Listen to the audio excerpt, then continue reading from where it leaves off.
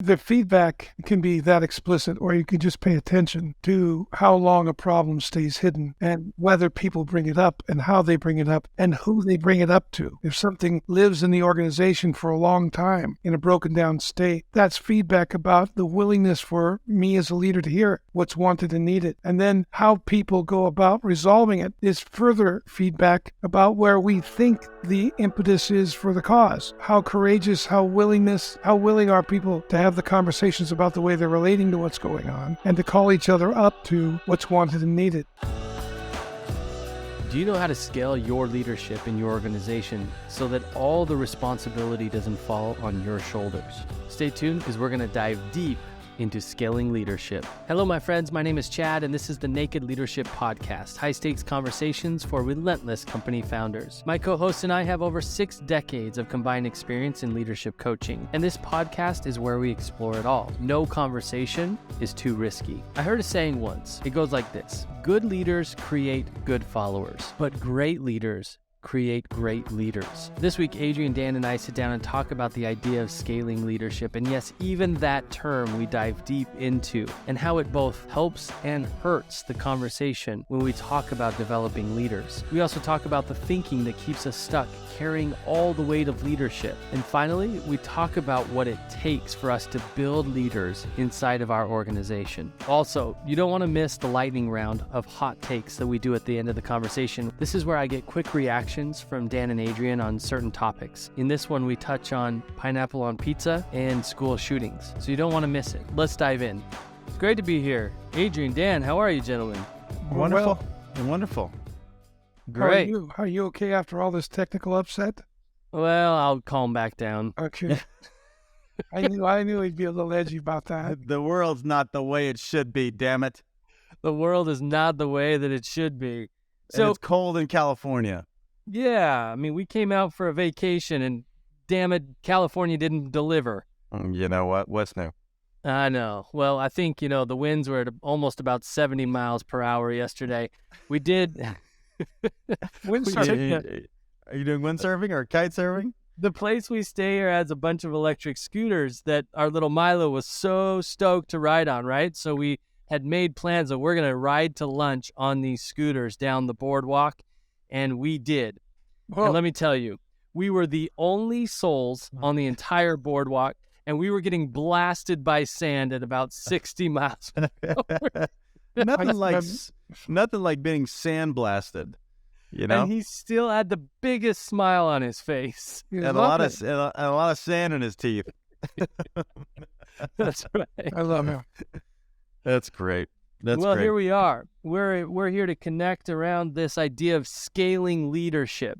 Yes. Really, the idea, the challenge that I wanted to talk about and have a conversation with you, gentlemen, about is I think so many people that listen to this, high-driving leaders, do most of what they do in their leadership roles naturally. And that's really great for them. Sometimes that presents as a challenge when they're wanting to what the world calls, and I even want to dive into this with you two, is scaling their leadership, meaning how do they create other leaders within their organization so that not everything stays on their plate or in their realm of influence, that they can invite others to be leaders into their organization. So I think the challenge is high and the opportunity is also high when we think about how do we take this thing that we do so naturally, that just really comes to us, and we really want it. How do we then invite others into that same way of being? So that's really the challenge and the topic of discussion I want to dive into with you guys. Go ahead, Adrian. You're chomping.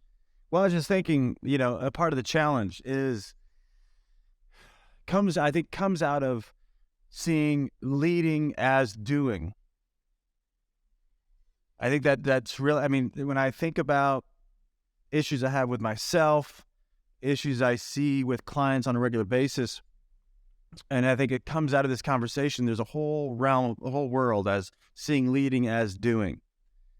So there's tons of assumptions baked into that ends up, I think, creating a lot of our issues. But it seems, even just today, I just got off a call with a guy, And I just said, hey, would you stop being so surprised that that the people that he's working with are consistently are the same way they've always effing been? Would you stop being so surprised? And it's because he's really looking at it from this leading as doing. Why? It can be frustrating because to you, It is. Can't they see? I mean, Right. It's so obvious, Right. and they must be in bad faith because I can see it and I know what to do and I've told them what to do. And they still, even though they do it often, they don't do it well, or they can't produce the result, or why didn't they think about this before they moved? Because it's pretty obvious based on what I'm seeing that if you're engaged, you would do this, A, B, and C, and not D, E, and F, but they did D, E, and F, and they continue to. And when I talk to them, they think they did A, B, and C. Yeah. Do you have an example of that, Dan, or something that you're thinking? Yes, I do. So I came up against this quite a bit when I was growing my ministry, trying to train trainers. And one of the principles in the training room is to identify the biggest influencers. You know, some people have more influence than others, and you can pick that up. And then when something happens in the room, particularly something that breaks down, call on an influencer and work with them, because if you break through with them, you're going to catch everybody who follows them. But inevitably, young trainers would pick people that they knew they could influence, but they weren't the influencers in the room.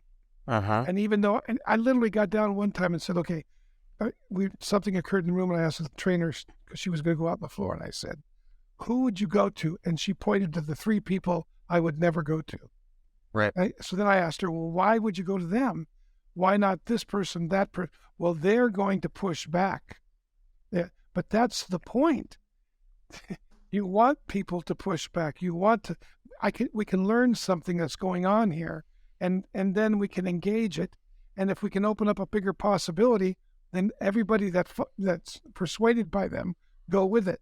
But the fear of missing, which my point later on as I discovered this, is if you miss, no problem. Then you get a chance to correct, which produces trust in the room. But that sounds pretty easy. But when you're got 50 eyes on you, and you're the trainer, and you think you're supposed to have all the answers, which is another issue. Like you said, Adrian, this is what we do is packed with multiple distinctions that are just automatic if you're accomplished at it. And to pass it on is to be able to get a hold of how I'm viewing the world, what I'm listening for, how I relate to failure in the process. And what I'm aiming at ultimately in the process. If I'm aiming really at empowering them, that's different than aiming at being the answer. But let me interrupt you, Dan. But most people aren't in that type of conversation. Most people are in the let me tell people what to do conversation. Right. Yes. Right? So let me tell people what to do, or let me just show people what to do. Yeah. Mm-hmm. And in the showing of them what to do, they think that is leading other people. There's like being an example. Being an example is leadership. And we know that doesn't work. People that are listening to this know that doesn't work because you're busy out there being as effective as you can be, let's say, on a daily basis. And it still isn't making the difference. And I don't have the time to do this. How can I get it done? There's no way that I have time to do what Dan just said. Really right. I don't have that time. What do I do? That's right. Yeah, that sounds like a lot to do, Dan. That sounds like quite an investment, and I don't have that time. Yeah. Shouldn't people just know how to do this thing? Yeah. Well, especially if I've already told them. Right. Yeah. Right on. Yeah. Or I've given them a title, or I've given them a raise, or I've given them some autonomy. Shouldn't they be able to figure this out on their own? Because by damn, I've been able to. Yep. Yeah, I've been talking about this the last few days with people because it's been showing up. A lot of the trouble comes up whenever Dan and I were talking about this in a room with a bunch of leaders last week as well. That I think the natural view of empathy is like this, is that if I were in their shoes, I would.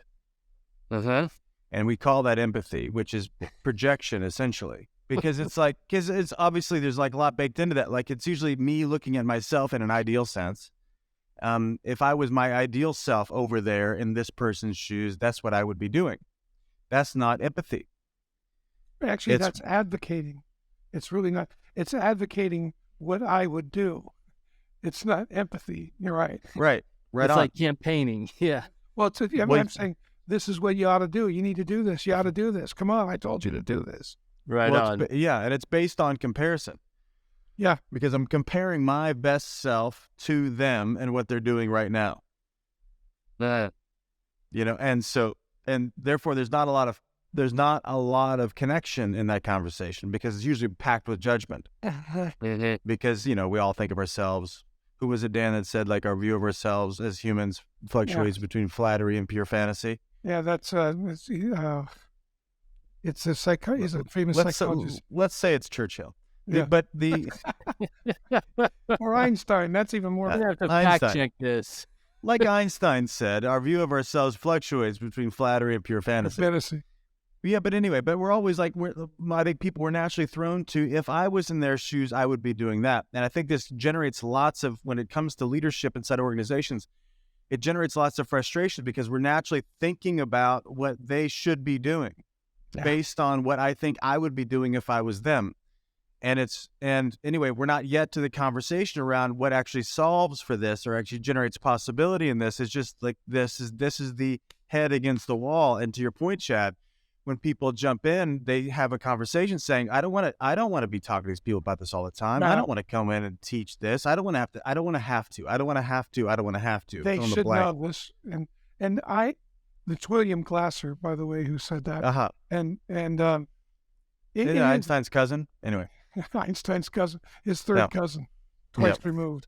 But you think about it, the need to advocate what I know for efficiency's sake is part of the breakdown, because I think I'm talking to somebody who sees the world the way I do.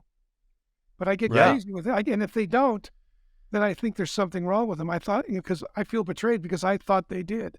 Now I feel like I hired the wrong person. In fact, I think they fooled me. I think they lied. I don't think they had the competency they said they had when they came in here. Right on. Yeah. I'm looking for a book behind me. It's not here. It's in the closet. The what's that book? Conversational Intelligence. When she says like the number one human bias is that other people think the way we think. Yeah. And so when it comes to like scaling leadership, we naturally throw that paradigm in this because we're comparing outsides to outsides. I'm doing this, so you obviously ought to be doing this. In this context, I'm doing this, so you ought to be doing this as well. And then it becomes about, this is why we give a hard time all the time. I give a hard time. I won't speak for you guys. But like other companies that are just about teaching formulas. Like if you're going to grow your company, just do these 5 steps. And like as if this formula is going to solve for the human dilemma. Like the complexity of humanity. Like the formula seems like it's so. But, if you put, lots of ice cream on a shit sandwich, it still tastes like shit. So that the kind of the hyper calculation of doing is where I think a lot of people get stuck and actually end up going to despair when it comes to thinking about what's possible for their company because they don't see people doing what they're doing. Yeah, well, I think it comes down to if they're not going to do it, I got to do it. And I got already going, so I don't have any time now for them. I don't have any time for my family. I don't even have time for me. I'm burnt out. And then all kinds of mischief goes off from there. Right on. The formula, so Adrian, as you talk about the formula, it's so attractive because it's oversimplified. Right on. Right? It's like, so that's what sells, right? If you do any sales course for any, especially the type of the type of work that we do, you listen to any sales expert, he's going to say, put your list together of 5 steps to freedom or whatever the freaking thing is. Yep. And they know it works because it's so attractive to people to simplify it in that way and to put it back in. Really what it is it's catering to I'll say as humans, it's catering to our desire for things to be easy and for things to be outside of us, right? If you just do these things, then you'll have this. No, unfortunately, it's a lot more complicated than that, but you can't really sell. All you need to do is be this, and then you will have this. That's it's just not, it's if you not want a a good billboard. example of this, go watch a golf swing commercial. 2 simple thoughts to the perfect swing, and none of it works. So Welcome to what Dan's doing in between podcast interviews. Right. he's doing it right now. Right now. His golf video on the on his phone. So this gets me thinking about the way that most of the business culture talks about this, which is even this term scaling leadership. You know, if you ask most any founder what scaling means, it's to take the humanness out of it. Yeah. Right? It's to remove the variables of human in order to have predictable outcomes repeatedly. Yes. And so I'm interested even in this conversation about, I think it paints a detrimental picture for founders or for business leaders when we talk about scaling leadership, because what I think most here is, how do I take the variables out? How do I take the human variables out and just create a system or a machine? Yeah. You know, Chad, I was thinking about how you came on with us. You've been working with us for about 5 years, and you didn't come on in this capacity, and you went through quite a process, and we missed it. A little bit. Well, yeah, and we took so many cuts at the problem. I was thinking, how do we help Chad get up to what he wants to do, and to be a coach, trainer, and the multiple frustrations that we have navigated together, I think is a perfect example of it, because we certainly had systems and things to do and frameworks to work in, and it took, I mean, your willing as your intent really, but the process I think is instructive, because I remember, I think you left twice. You kind of in out, and and amicably, no problem. But I know I was scratching my head. How can I support Chad? Because I knew what you wanted to do, and I knew what you wanted to do would make a huge difference here. And Adrian did too. And we were like, how do we support Chad in doing this, right? And it involved an open hand and a willingness to kind of go with the process, the process. And what we did with you won't work with somebody else. Right on. Right? It's like, and that when you start thinking about scaling leadership, you're right, that kind of reduces it to some kind of formula, when there's certainly some principles and a framework that you can work from, but then you got to be prepared for when you hit reality, and what reality is going to call for may not even be what you're up for. Yeah. I don't think there's any shortcut to it. No, I don't either. I think but I enjoyed the process. I got to tell you that. Me too. I think that's one of the key things, is to really enjoy the process, which means you really, for me, I know one of our standards is we really got to we got to connect with the person we're hiring. And if we can't, if I don't want to get up at 8 a.m. and meet with this person over and over again, I got to either get my head straight or not do it. It's not going to work. But there are so many different aspects of it. Have I even stopped to really think about what it is that makes me accomplished at what I'm doing as a founder? Have I really thought about that? Are the things that I've identified really the secret sauce?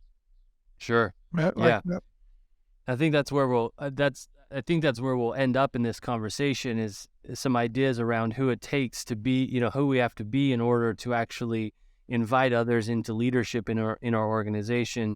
One of the other points that I thought about this as I was thinking about the challenges is and Adrian, you or Dan, maybe it was you, Dan, started going there, is like not wanting to give up decision-making power or decision-making responsibility. Like, it sounds nice, right? It sounds nice to have other leaders in your organization. But then when it comes down to it, do founders really think about what that means as far as the responsibility and power that those who are leading in the organization will be wielding? I think innately they do, because I know I've done it, and I've done it poorly before. And when you do it poorly and you give the power away and it doesn't work, and you see it in, like, I literally saw my company go from a $300,000 cash position positive to a $250,000 cash position negative in 2.5 years. So a $550,000 swing in 2.5 years.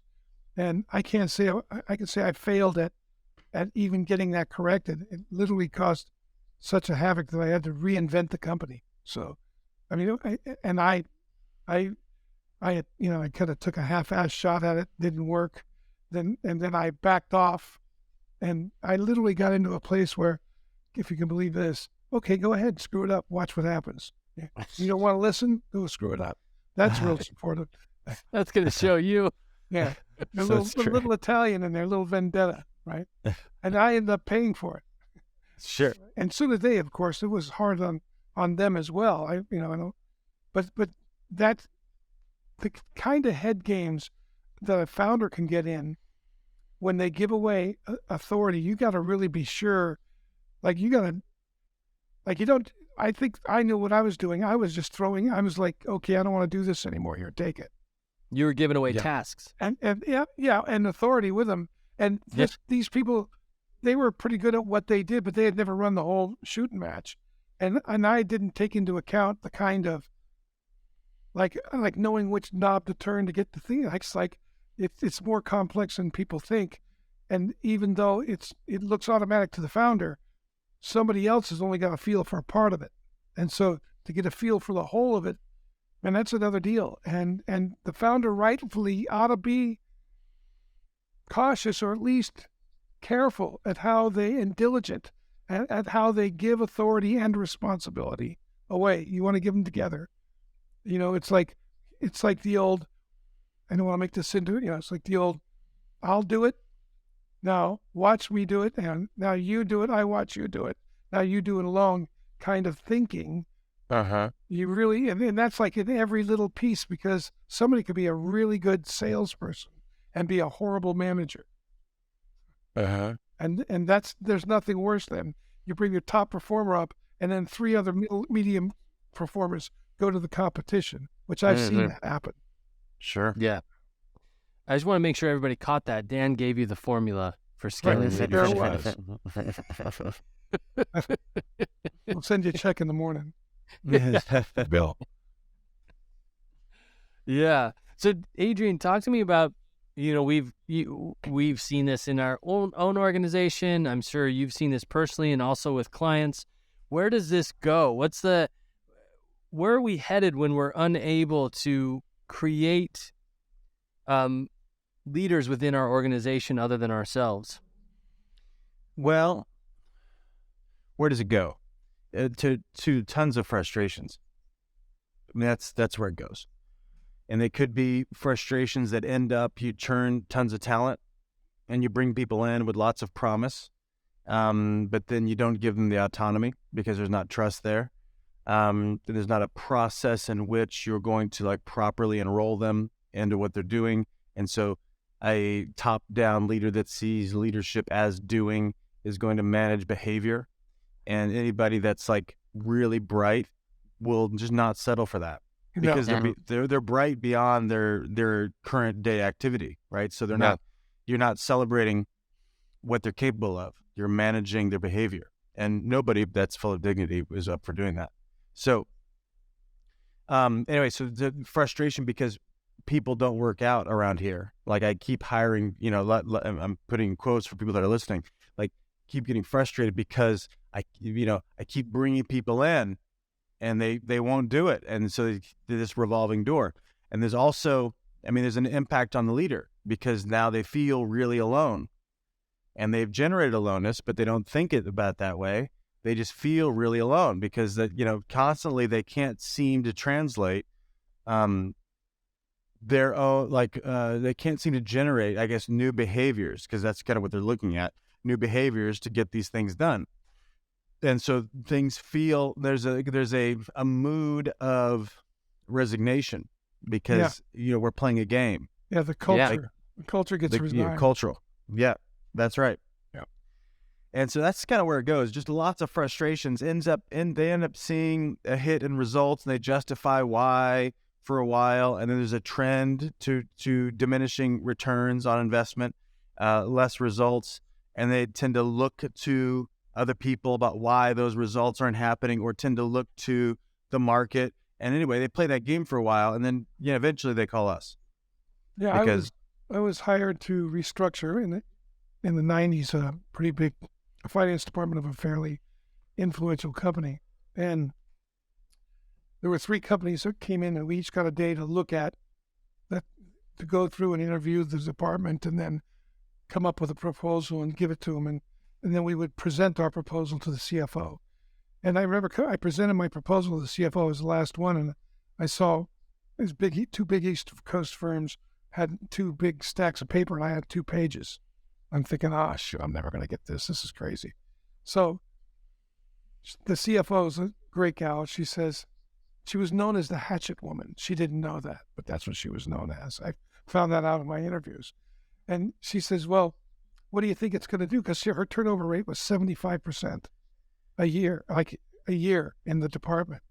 And these are graduates of Fordham and Harvard and Tufts business schools, big schools, and they're blowing out going to the competition. And so I sat down and I put my 2-page right next to the other ones, and I said, well, I really want this work, but I want to tell you the truth.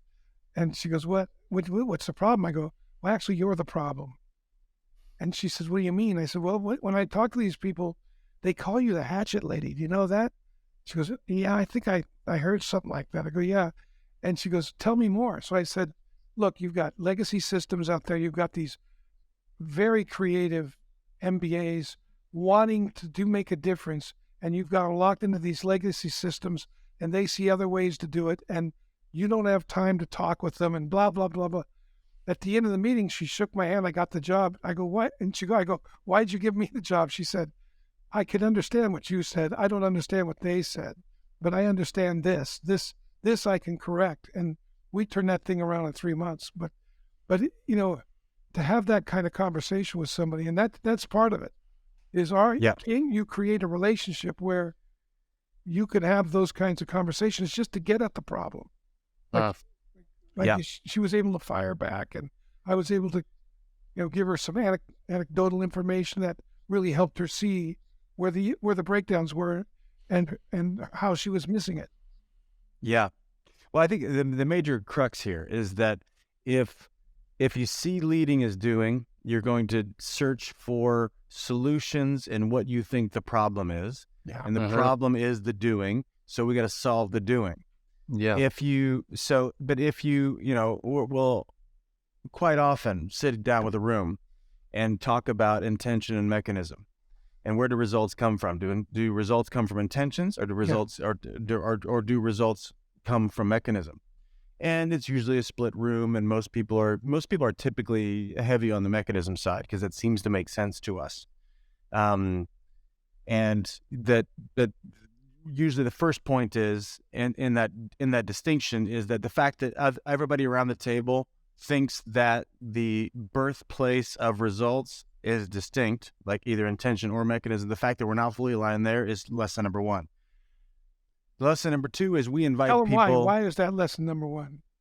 Lesson number 1 is because if we find ourselves in great results, we're going to double down on what we think is working. If we find ourselves, so like if half the room thinks it's intention, like our vision and our commitment to one another, that's great. That's really going to double down on.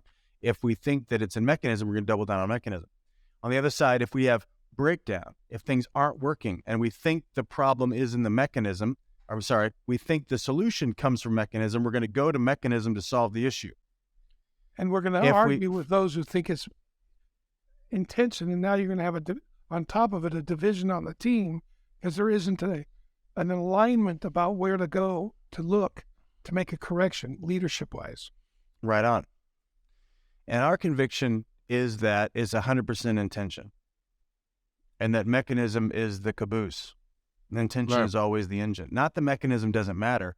Mechanism is a symptom, and the intention is always the cause.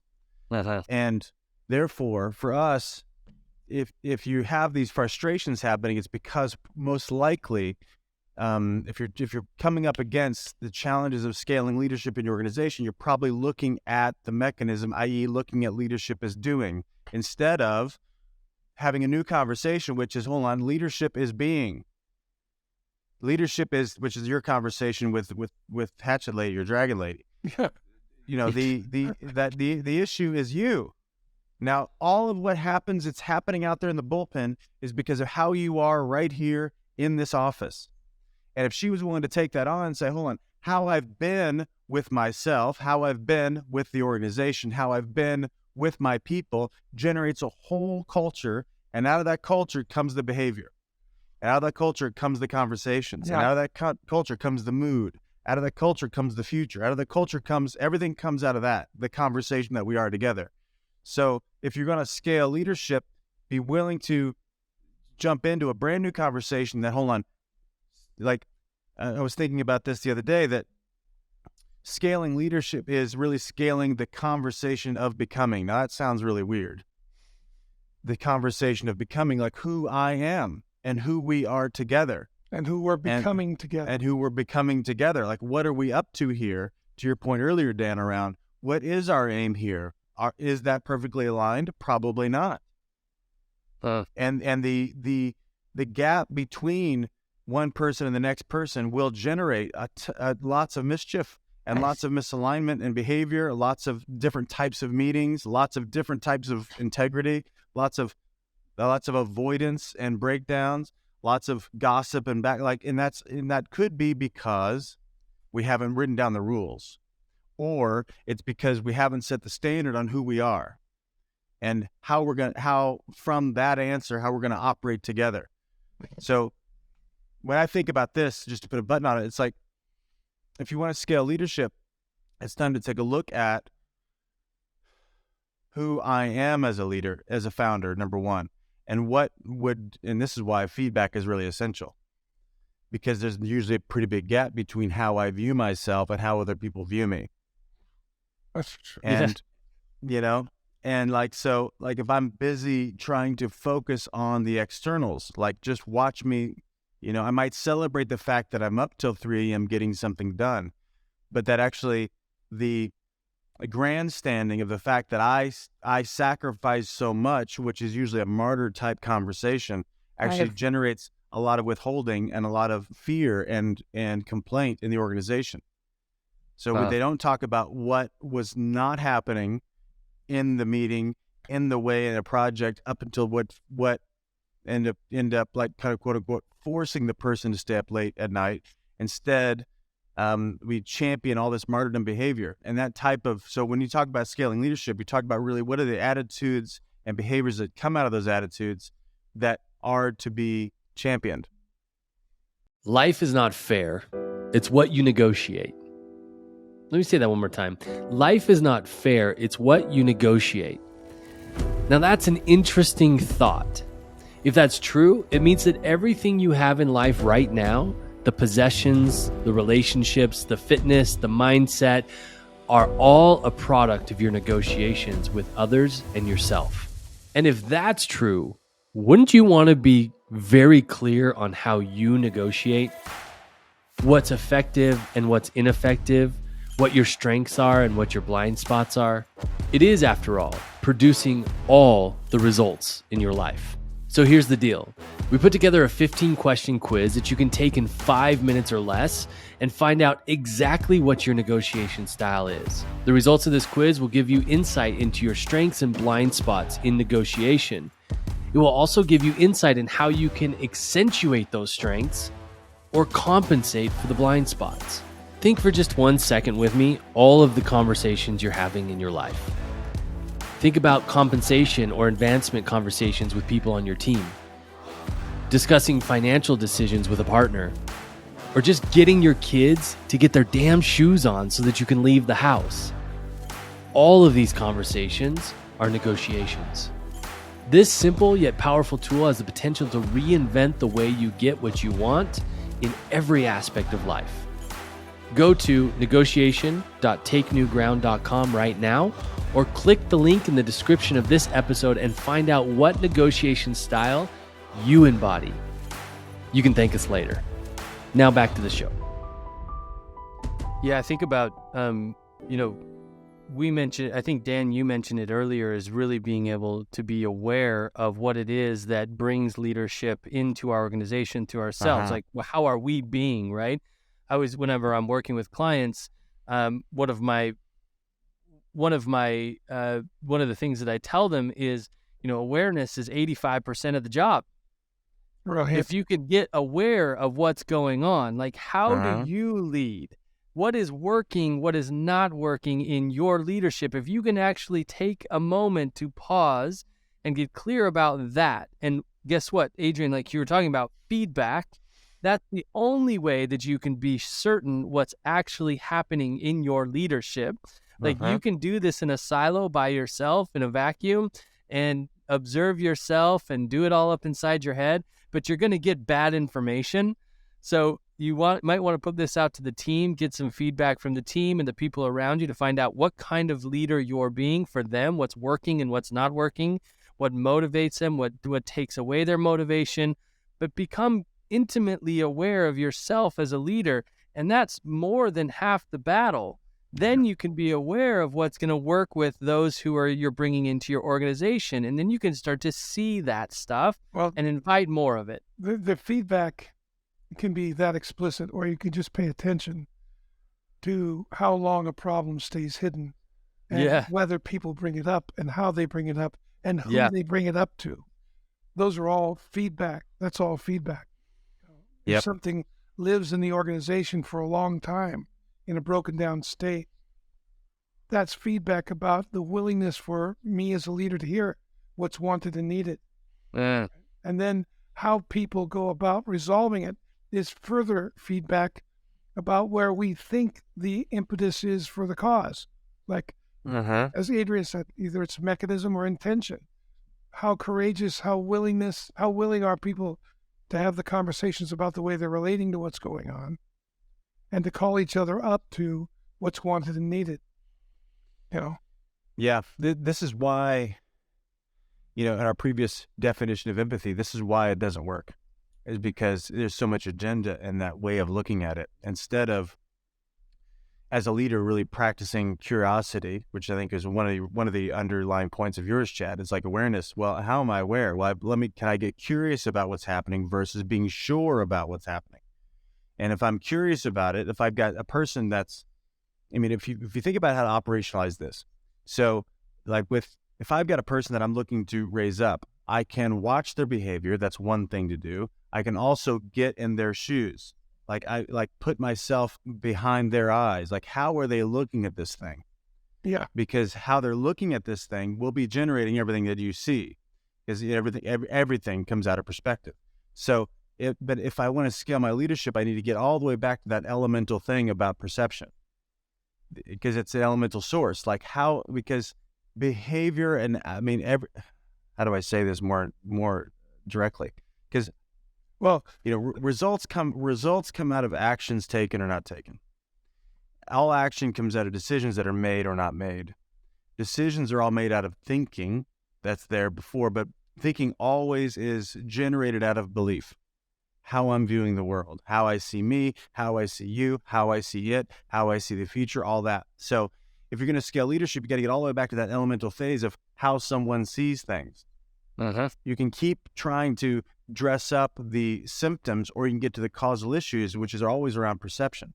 And if you do that open-handedly, instead of so doggedly or prescriptively, like telling people what to think, telling people the way they should look at things, instead of like exploring with them how they're looking at things, that can make a major difference. That's why it's like one conversation can equal 10 if you get back at that elemental level. Well, people naturally want, go ahead. When you talk about empathy, it's really demonstrating an understanding of the other side's needs, interest, and what you're talking about here, perspective, without necessarily agreeing. Yes. It's like that's the key. Is like I think like the weekend we had last week. Aid, remember that one executive thought that listening was agreeing. Like that's why it was so hard to listen. But I can listen to your interests, your concerns, and your perspective. Really understand them without agreeing to them, and that helps me have some seed ground, or an understanding, a context, than to assert what I want to see happen, because I now see how you see it, and I'll be better at framing it so you can hear it. Yeah. Well, most people have a lot of frustration because they usually don't do that step. Yeah. Right. They're there prescribing or trying to persuade someone instead of first making sure they're shoulder to shoulder. Because, if you're trying to scale someone's leadership that doesn't want to scale their own leadership, you're a fool. Yeah. Right. Like, do you actually want to lead more effectively is a great question to ask somebody. That's one question that I had outlined in this conversation that I really wanted to get to. And I think you guys are getting to it. I just want to get it more concrete. The question that I had is, how do you make sure that somebody's up for the gig of leadership? Yeah. That's an interesting question to ask both yourself and somebody who is an option for a leadership role. How often do we ask ourselves, are they even up for this? Or is this just the next step or the next motion, or they were a great performer and now we've got to promote them and the only place for them to go is into a leadership role, or they have leadership on their resume, so obviously they must be up for it. And how do we gauge that, right? And so the awareness that we have as leaders about ourselves can help us open the conversation for others in their leadership. And what I hear you guys saying, to make this more concrete, is that just because somebody has it on their resume or has the skill or even maybe the desire does not necessarily mean that they're up for the gig or right for the position or the opportunity. What I hear you saying is, how willing are they to listen to the feedback, be aware of what the impact that they're having, and make shifts if needed? To me, that's way more valuable in a potential leader or a leader than any skill, anything they can do, any tasks they might take off of my list. Are they willing to hear the feedback and make shifts if needed? Yeah, and as you get into that, you find out who's willing to stand responsibly, like what's wanted and needed to have the future turn out, because this isn't working. Rather than drive the point, their position home, or create reasons for why they didn't do what they said they would do, or didn't find the resource they said they were committed to finding. Like, it's one thing to fail. It's another thing to defend what didn't work, because whatever you defend, you end up inheriting. So if you can count on it. If somebody's going to defend what didn't work, it's going to occur again. But if they're willing to look beyond that and reinvent what else could be possible, what did I miss? What was wanted and needed? What was going on with me that I didn't pay attention, whatever. Then if a person's willing to take that kind of responsibility, you've got a live body there. That really, it can work out well if they're willing to take action that way and continue. Right on. Yeah. I think a lot of founders that we work with, I know even for myself, I was just speaking on a coaching call with somebody, and I was just describing, he was asking how long he stays at this organization. He's a high level leader at this organization, and how long do I stay here? And my answer was so natural for me. And then I realized as I was saying it, he and I are in very different places. And only because, and I say this because a lot of leaders a lot of people that see themselves as leaders, and I do. And why do I say that? Because I just naturally lead. And so because I naturally lead, like I naturally want something to work out. If I'm going to be involved, I want to know what's going on. I want to know where it's going. I want to know if if it's working, if it's not working. I want to be responsible. I want to matter. I want my voice to be at the table. I want to push back. I want to be around great leaders. There's like lots of things baked in that are like so behind the curtain for me. I don't even think about it. And a lot of great leaders are challenged because we assume other people want to lead because we just so naturally want to lead. So it's good to your point, Chad. I think this is the first crux point is, what am I assuming about this person because I assume they're like me? And I think to Dan's point, responsibility. I mean, there is one of the reasons why we use the Harrison assessment is it really illuminates a lot of spaces in which someone can lead more impeccably, or where the deficits are, we actually have language for it. Because the breakdowns in leadership might be relational, they might be cognitive, they might be internal, like leading myself, like being myself relationally, leading myself internally, and then leading other people. Like there's like when we look, I'm speaking now, and the Harrison assessment is like these 3 columns where these domains kind of fit in one of those things. Like how am I with other people? How am I leading myself? How am I leading other people? 3 very different conversations. And there are knobs to turn, conversations to have, domains to explore with people whenever they're having a breakdown. But does someone want to take on ultimate responsibility? That's Dan's first point, which I totally agree with. Do I want to be responsible? Do I want it to be on me, or am I going to live in some kind of excuse? And then am I willing to look at things in a brand new way? Am I am I willing to be more inventive than I've been? Am I willing to have tougher conversations than I've had? Am I willing to take on a challenge that I've been unwilling to take on? I'm willing to ask for more help. How teachable am I? These are types of questions these are, I guess, ways of being that come out in questions when you're talking with somebody. And those are some core things that naturally come to mind to your question, Chad. Yeah, that's great. So so much more that I had on my list, but we've gone long. So this has been a great conversation. I want to end with a couple of hot takes. You guys ready? Let's do it. Yeah. All right, here we go. And I'm changing the format a little bit. We've only done this once before, but I'm changing the format just a little bit. I want to hear from both of you on every topic. We got 3 topics. You ready? Remember, Ready. answers are minute or less. Pineapple on pizza. Yes. Canadian bacon, pineapple. Yes. Let's do it. Yes, I'm on the same wavelength. Just as long as there's not too much. I like the Canadian bacon and pineapple, but don't add a bunch of other stuff. Yeah, there we go. That's great. All right. One hobby or skill you would like to master that doesn't have anything to do with your profession. Wow. One hobby or skill that I'd like to master that doesn't have anything to do with my profession. I don't know. Let me think here for a second. I don't think about that. And it doesn't have to be master. It could just be practice. For me, it's chess. I like to play chess. I like to read about it. I haven't done it in years, but I really have a desire to master it as a young man, and it was a good way to get away from everything else in my mind. Yeah. I was still play with D5? I have played with D5. I trained him. I taught D4 when he was 4 years old, and I taught D5 when he was about the same age.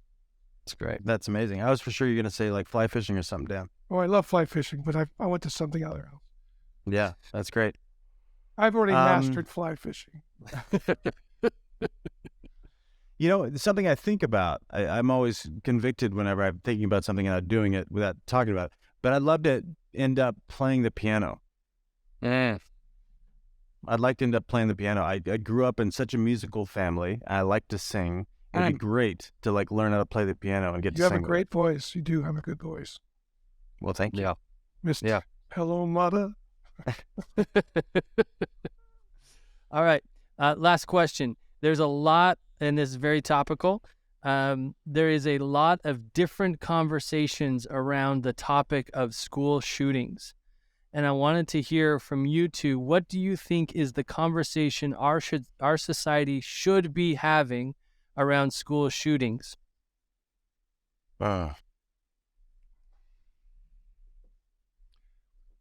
I'll go.